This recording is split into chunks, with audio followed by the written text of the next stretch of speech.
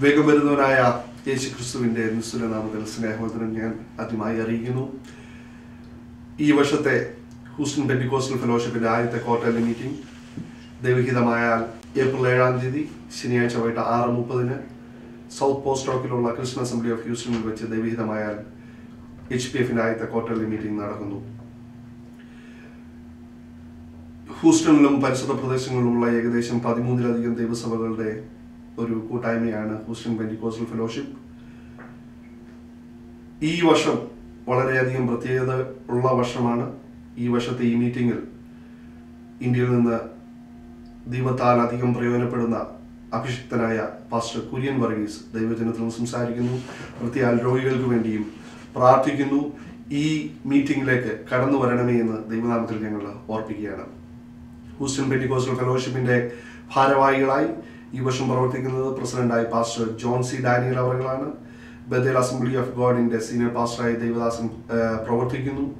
അതുപോലെ തന്നെ വൈസ് പ്രസിഡന്റായി pastor Ranjan Philip. Sharon fellowship ചർച്ചിന്റെ പാസ്റ്ററായി ദേവദാസൻ പ്രവർത്തിക്കുന്നു.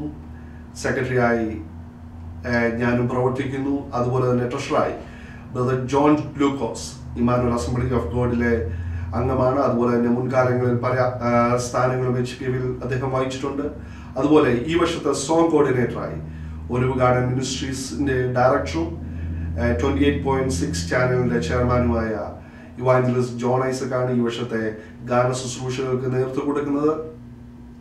വളരെയധികം പ്രത്യേകതകളുള്ള ഈ വർഷത്തിൽ അനേകം മീറ്റിങ്ങുകളും വിവിധ പരിപാടികളും HPFന്റെ നേതൃത്വത്തിൽ ഞങ്ങൾ ആസൂത്രണം ചെയ്തിട്ടുണ്ട്. പ്രത്യേക ഹൂസ്റ്റണിലും പരിസര പ്രദേശങ്ങളിലുമുള്ള എല്ലാ സുവിശേഷ സ്നേഹികളെയും ഞങ്ങൾ ഈ മീറ്റിംഗിലേക്ക് ഹാർദവുമായി സ്വാഗതം ചെയ്യുന്നു. രോഗികൾക്ക് വേണ്ടി പ്രത്യേകം പ്രാർത്ഥിക്കുന്നു. അഭിഷിക്തനായ ദേവദാസന്റെ വചന ശുശ്രൂഷ അനേകർക്ക് വിടുതലായി തീരുവാൻ ഇടയാകും എന്ന് ഞങ്ങൾ പ്രതീക്ഷിക്കുന്നു. പ്രത്യേക ഈ സമയത്ത് HPFന്റെ മുൻകാലങ്ങളിൽ ഇതിനുവേണ്ടി കഠിനാധ്വാനം ചെയ്ത, ഇതിന്റെ ആരംഭ സമയം തൊട്ട് ഇതിനുവേണ്ടി കഠിനാധ്വാനം ചെയ്ത എല്ലാ ദൈവദാസന്മാരെയും എല്ലാ സഹോദരന്മാരെയും ഞങ്ങൾ ഓർത്ത് ദൈവത്തെ ഞങ്ങൾ മഹത്വപ്പെടുത്തുന്നു.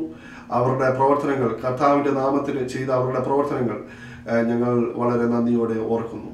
ദൈവം നമ്മളെല്ലാവരെയും ധാരാളമായി അനുഗ്രഹിക്കുമാറാകട്ടെ.